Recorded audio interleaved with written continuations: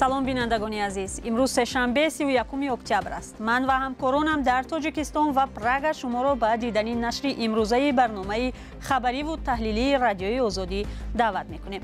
حالا با موضوعهای این نشر برنامه شناس شوید. گروهی از تاجران بازار سخاوت در کلاب شکایت دارند که مسئولین می‌خواهند آنها را از برده نانشان محروم کنند. این بیچاره هم کار نیست، چی نیست. ما روی همین زندگیمون رو میبریم. با آغاز نزاع بین اسرائیل و حماس در خاور میانه، مسلمانان و یهودیان آمریکا از امنیتشان نگران شدند. اگر ما در بین اسرائیلیان و فلسطینی ها مناقشه داشته باشیم، شماره جنایت ها در زمینه نفرت به مسلمانان و همین طور به یهودیان به طور نظررس بالا می رود. و صحبتی عزیز احمد بوریز، محقق افغان در اکسفورد بریتانیا، درباره وضع فعلی در افغانستان و حضور جنگجویان تاجیک در این کشوری همسایه. برنامه را شروع میکنیم از یک خبر. کمیته نروژی هلسینکی از بیدرک شدن ساکن 36 ساله ناحیه اشت اصل‌الدین شریپوف ابراز نگرانی کرده است. او برادر شوکت محمد، سردبیر برنامه‌های پیام تیوی، یک رسانه نزدیک به مخالفان حکومتی تاجیکستان است. به نقل پیوندان و وکیل مدافعش، اصل‌الدین شریپوف 1 اکتبر امسال از روسیه به دوشنبه استرداد شد. اما با گذشت یک ماه معلوم نیست که وی در کجا است. مقامات شرح نمی‌دهند. با نوشته کمیته نروژی هلسینکی، ناپدید شدن شریپوف بیانگر آن است که مقامات تاجیکستان اعضای خانواده منتقدان و مخالفان حکومت را نشان گرفتند. اصل‌الدین شریپوف از سال 2016 در روسیه میزیست و سپتامبر سال 2022 دستگیر شده طول 1 سال در بازداشتگاه بود. با خلاصه دادستانی روسیه، او با همکاری با سازمان‌های ممنوع یا تبلیغ آنها توسط اینترنت گمانبر است. با او از 5 تا 8 سال زندان تهدید می‌کند. گروهی از تاجران بازار سخاوت کلاه با اعتراض از تصمیم رئیس فروشگاه طلب کردند آنها را از منبع درآمدشان محروم نکنند. رهبریت بازار به گروهی از سوداگران هشدار داده است که جایهای خود را خالی نمایند. تاجران ناراضی میگویند برخی چندین 10 سال با سودا در بازار زندگی خانواده‌های خود را پیش میبرند. پاسخ رهبریت سخاوت و جزئیات دیگری بحث او با سوداگران در گزارش محمود جان رحمتزاده. این خانم در بازار سخاوت کلاب چکه و قرود می فروشد. برخی از سوداگران می گویند مکان سودای آنها به دیگران داده شده است. رهبریت بازار به آنها مهلت داده است تا هر چه زودتر جایشان را خالی کنند. ما را رئیس فیرود منکر رفتیم. اول شاگرد شما گفت که برین جاتون ختم بیاین جا بجوشین. ما پیش رئیس مرتا عرض شکایت ما گفتم که ما مادر تنهایم، شرایط ندارم. ما کجا برم؟ یک قانونی کاغ بسم الله الرحمن الرحیم اینجا میام. فروشنده ها به تصمیم مأموریت بازار مخالفند. آنها در یک نامه دسته جمعی به حکومت کلاب شکایت برده اند.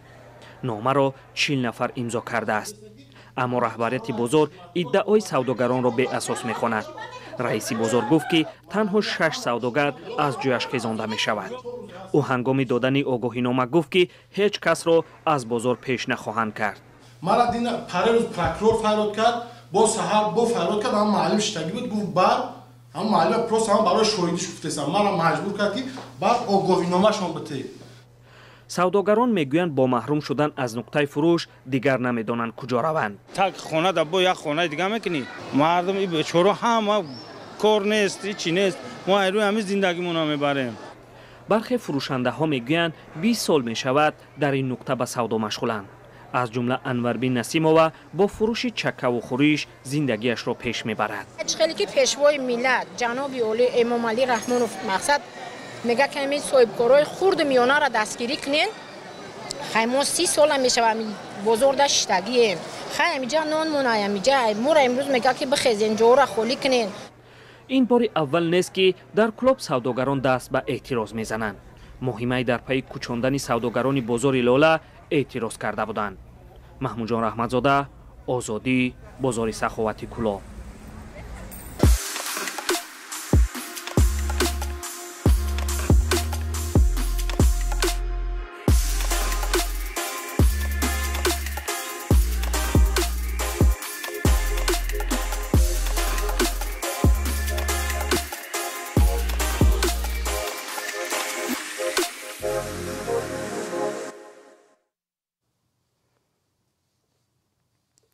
امروز نیروهای اسرائیل حمله بالای پایگاه‌های جنگجویان حماس در غزه شمالی را ادامه دادند. سروزیر اسرائیل بنیامین نتانیاهو دعوت‌ها برای آتش بس را رد کرده افزود که عملیات را تا محو این گروه قطع نخواهد کرد.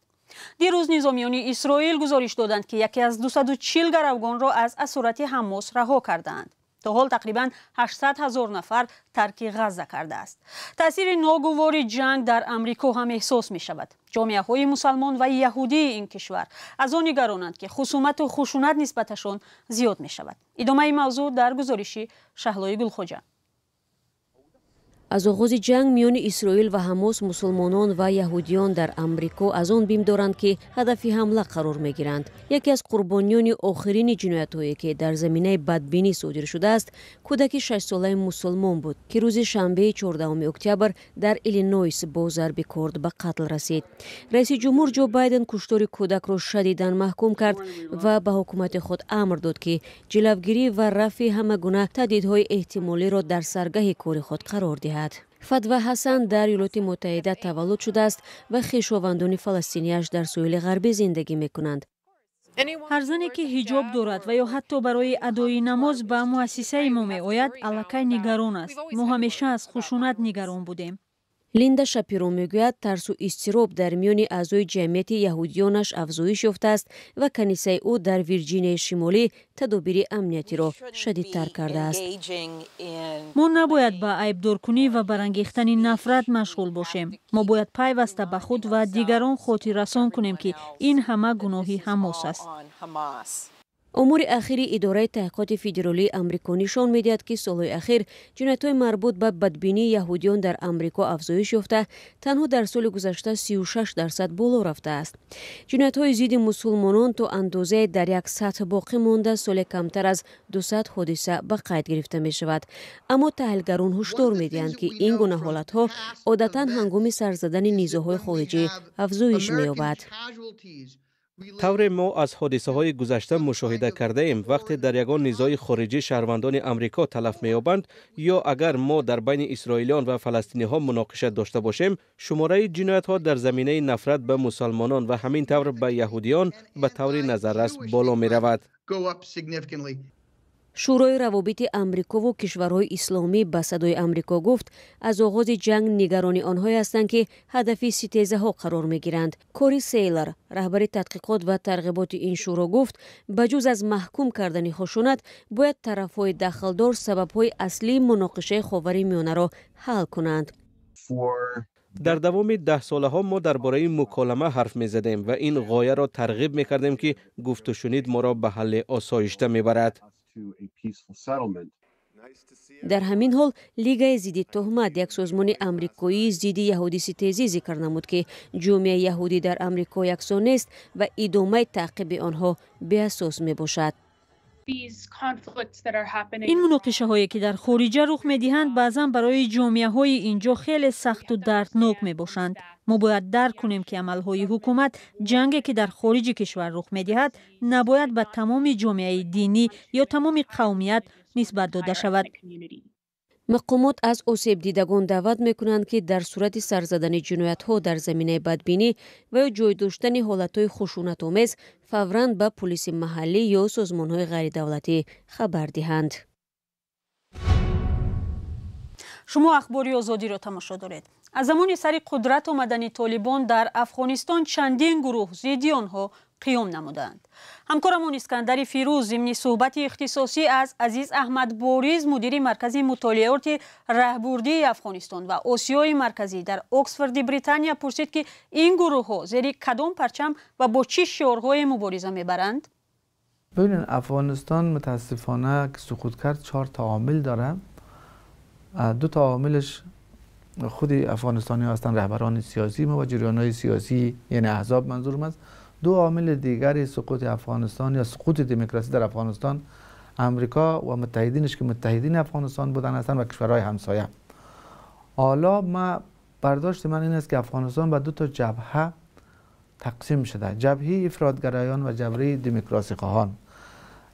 بدبختی این است که جبهه افراطیگرایان به دلایل زیادی که من فکر میکنم از حوصله این بحث زیاد است مورد حمایت کشورهای معین قرار گرفته به همین دلیل جبهه دموکراسی خواهی و اونهایی که میخواهند برگردن انتخابات برگزار بکنن و افغانستان نفس راحت بکشه و ثبات برسه و مردم تعیین کننده حاکمیتشون باشه، این جبهه هم ضعیف است، هم پراگنده است و هم نامتحد است متاسفانه. یک سوال دیگر دارم. شما آگاهی دارید از سرنوشت گلمراد حلیموف که یک زمان یکی از راهبرای پلیس تاجیکستان بود و حالا تا جای اطلاع رسانه‌ای می شود در ولایت بدخشان افغانستان سنگر گرفته. و شما میتونید بگویید که چرا محض ولایت بدخشان را جنگیان خارجی در افغانستان مقر فعالیت‌های خود قرار دادند؟ خب ولایت بدخشان چند تا خصوصیت داره. یک تا خصوصیت اولش هم است که این ولایت کوهستانی و صعب العبور است، میتونه پایگاه‌های امنی برای نیروهای شورشگر باشه. دو، بدخشان با چند کشور مرز مشترک داره، پاکستان، چین، تاجیکستان با قرقیزستان هم یک جورایی. این خصوصیت سومی را که خدمت شما گفتم. و همچنین در گذشته های 20 سال دموکراسی هم گروه های تندروی مثل ترکستان شرقی، طالبانی که الان در صحنه هستند، اینا در افغانستان، در بدخشان بعد از سالهای 2010 فعالیت چشمگیر داشتند. شاید هم عوامل دیگی هست که رسانه‌ای نشده. ما فکر میکنم خصوصا همسایگی بدخشان با این چند کشور میتونه یک بازی چند جانبه در دست بازیگران جهان باشه.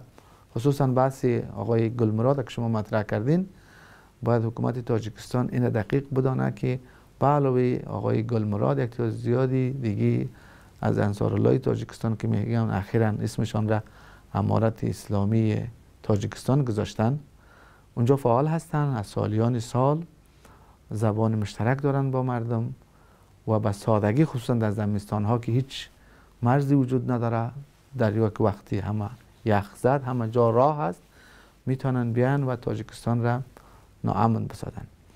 و ما فکر میکنم دلیل دیگه هم میتونه سیاست های روشن رئیس جمهور امام علی رحمان باشه. ایشان یگانه رهبری هستند که تا اکنون در موقف حمایت از مردم افغانستان و مخالفت با طالبان استادند. و همون قسمی که گفتم شاید هم عوامل دیگه است که هنوز ما نمیدانیم. بینندگان ارجمند، مصاحبه همکارمون اسکندر فیروز با عزیز احمد بوریس، مدیر مرکزی مطالعات راهبردی افغانستان و آسیای مرکزی، به همین زودی ها در سامانه آزادی و صحیفه های ما در شبکه های اجتماعی نشر می شود. و یک خبر، دادگاه حربی در روسیه یک مهاجر تاجیک را به همکاری با داعش ایبدار و به 12 سال زندان محکوم کرد. مهراب حییتوف یکی از 7 مهاجران است که به تشکیل گروه تروریستی قصد حمله به بینای FSB یا خدمات امنیتی فدرالی متهم شدند. به جز یک نفر همه گمانبران دیگر شهروندان تاجیکستانند. خبرگزاری تاس با استناد به خدمات مطبوعاتی دادگاه حربی گفته است مهراب حییتوف گناه خود را پرره اعتراف کرده در آشکار کردن جنایت مساعدت کرده است و بنابراین محاکمه پرونده او علیحده صورت گرفت. قرار است حکم گمانبران دیگر روز 1 نوامبر اعلان شود. با 5 زاده دیگری تاجیکستان که همه از 19 تا 25 سال دارند حبس ابد تهدید می‌کند. وکیلان مدافع گمانبران میگویند پرونده ساخته است و انگیزه سیاسی دارد. خدمات فدرالی امنیتی روسیه گفته است بازداشت شده ها نقشه داشتند سال 2022 بینای این نهاد در لوبیانسک را ترک کنند. سنجش و تصدیق مستقلانه این معلومات ناممکن است. با پایان برنامه اخباری آزادی رسیدیم. تشکر از شما بیننده عزیز برای همراهی و خدا نگهدارتان.